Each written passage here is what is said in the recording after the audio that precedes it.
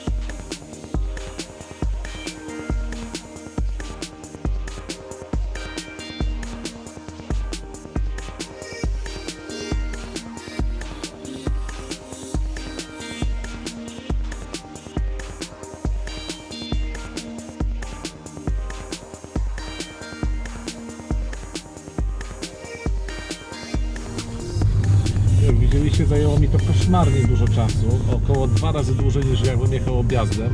Także nie polecam tego miejsca, nie polecam jechać z Woli Duckiej do Wiązowny 17, nie ma to sensu, bardzo wolno Wam to zajmie.